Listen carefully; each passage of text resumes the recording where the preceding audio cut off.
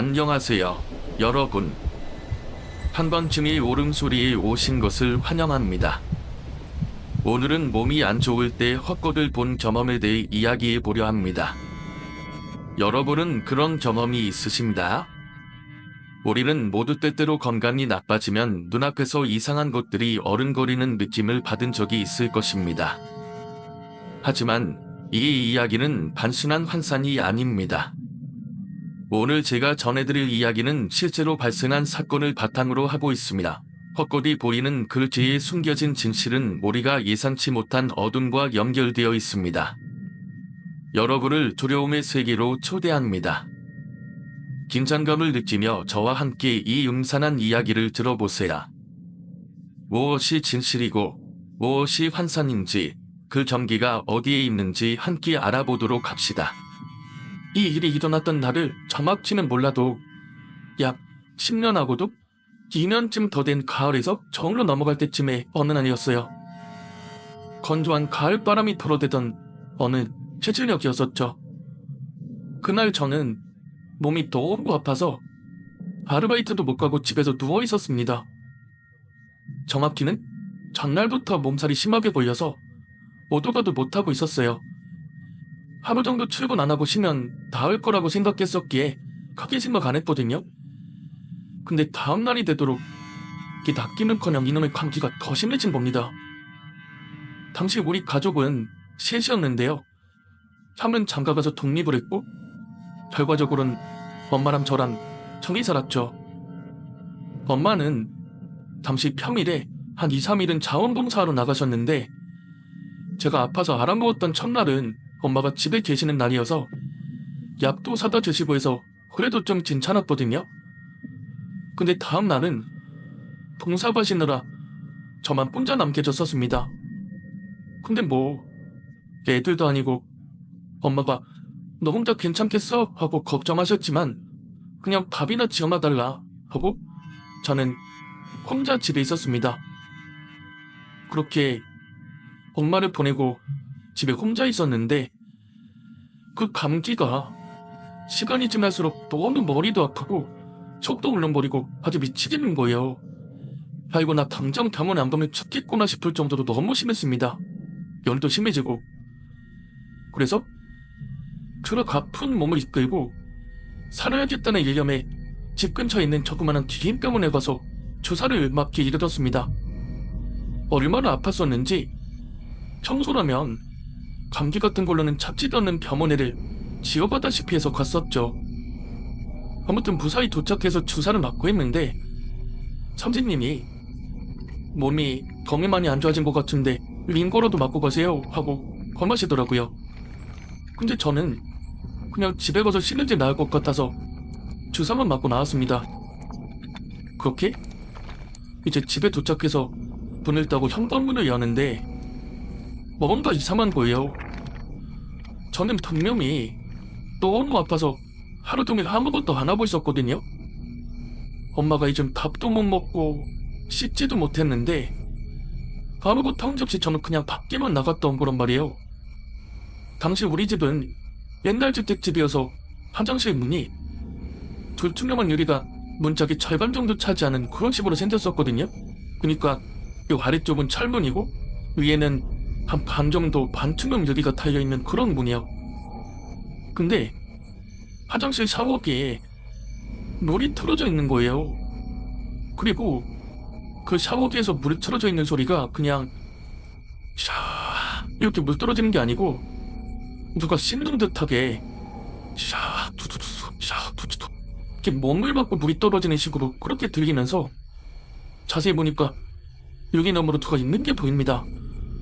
그리고 뭔가를 흐물거리면서 씻는 것 같은 거예요.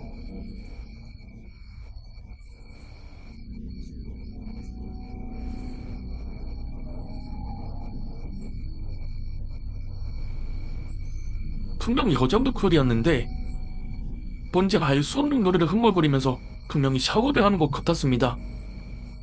순간 아픈 것도 아픈 건데 저는 저거 근동이야? 도둑이야? 하는 생각밖에 안 들었었기 때문에 막 허덜덜덜 떨면서 주제야 하고 현관문을 연 채로 멍하게 서 있었어요. 그러자 그 움직이던 그림자가 유리창 너머로 몸을 틀어서 저를 정면으로 보는 듯이 돌아섰습니다. 그때 제가 할 수 있는 거라곤 막 버버벅 지명 지르면서 전화기를 못 꺼내고 옆에 신발장에 있던 잠옷 하나만 움켜쥐고 어쩌지 하면서 고리고리 소리만 질렀습니다. 그랬더니 그 그림자의 여인이 쓱 하고 다가와서 유리창에 바짝 붙어서 저를 쳐다봤습니다. 정말을 바짝 붙어서 쳐다보는데 원래대로 가면 그래도 그 화장실 안에 창문이 없었기 때문에 불을 안 켜면 어두워서 안 보여야 되거든요.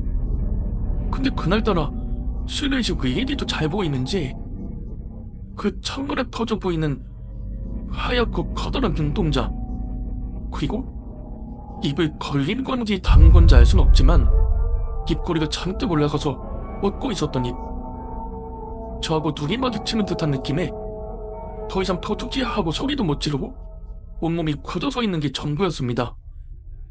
제 평생 살면서 그렇게 소름이 돋았던 적이 없었어요. 그러다 결국 저희 고함 소리에 친친님 좀 아저씨 하나라? 어떤 할아버지 한 분이 들어오는 것까지 보고 제가 화장실 하면서 정신을 잃고 말았죠. 그리고 나중에 정신을 차리고 보니까 한 10분쯤 흘렀다고 그 아저씨가 저한테 말씀을 해주셨는데 어디서 신고를 받고 출동한 건지 이미 경찰 아저씨들도 와 계시더라고요. 그리고 제가 정신 차리자마자 그 사람 잠았냐고 물었습니다. 그랬더니 그 아재가 도둑이 도망가 못 갔다고 일단 정신 좀 차려보라고 그렇게 하더만 물어보니까 결국 아무도 그 여자를 못 본 거였어요. 그런데 그 아저씨가 그러시더라고요. 저 쓰러지고 나서 화장실 열어보니까 머리 틀어져 있었다고요. 근데 맹세 후 저는 그날 양치질도 안 하고 심지어 오줌도 안 싸고 병원으로 갔습니다. 아무튼 그런 사단이 나고 나니까 당시 부모사고 계시던 엄마한테로 연락이 왔고 결국 집으로 돌아오셨어요. 그리고 제 사망 정리가 되고 하나하나 다 사람들이 돌아가고 나서 제가 엄마한테 오늘 겪은 이야기를 말씀을 드렸더니 엄마가 갑자기 미안하대요. 그러면서 눈물을 또록또록 흘리는데 그래서 전 그랬죠. 아니 내가 아픈 건데 엄마가 미안할 것도 뭐냐고. 그러면서 괜히 감정이 올라와서 함께 울었습니다. 그리고 얼마 안 있다가 저희는 이사를 가게 되었습니다.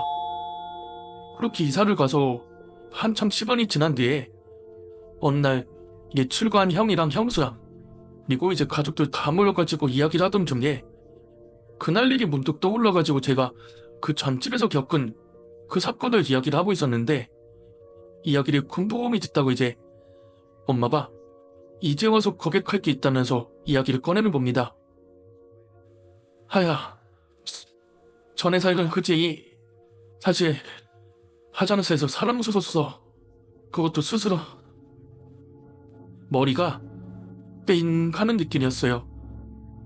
그날 엄마가 미안하다면서 사정도 없이 울었던 이유는 새 가족이었으니까 돈 버는 가장이 없었으니 그 집에 이사갈 당시만 해도 자금 사망이 여유롭지 못한 상황이었고 엄마는 그 집 화장실에서 사람이 죽었다는 사실을 알고 있었음에도 불구하고 확실히 다른 데보다 가격이 저렴했기 때문에 아이 별일 있겠어? 하고 들어간 거였대요. 그리고 실제로 제가 그 일을 겪기 전까지는 아무 일도 없었고요. 이 일을 겪고 나서 저는 이 신념과 관련된 한 가지 말을 믿게 되었습니다. 사람이 지가 허해지면 헛것이나 귀신이 보인다고요. 제가 살면서 그날 그때만큼 아팠던 적이 또 없거든요. 근데 만약에 어머니의 이런 고백이 없었다면 저는 그냥 제가 아팠기 때문에 헛것을 봤을 거라고 생각하고 넘어갔을 거야. 오늘 이야기를 들어주셔서 감사합니다. 건강이 좋지 않을 때 우리가 겪을 수 있는 기이한 경험에 대해 이야기해 보았습니다. 우리가 보는 것들이 단순한 환상인지 아니면 그 안에 숨겨진 진실이 있는 것인지 여러분이 생각해보는 계기가 되었길 바랍니다. 이 영상이 마음에 드셨다면 꼭 좋아요를 눌러주시고 친구들과 공유해주세요. 여러분의 댓글도 기다리고 있습니다. 여러분의 경험이나 이 이야기의 감상도 함께 나눠주시면 좋겠습니다. 그리고 한밤중의 울음소리 채널을 구독하셔서 앞으로의 영상도 놓치지 마세요.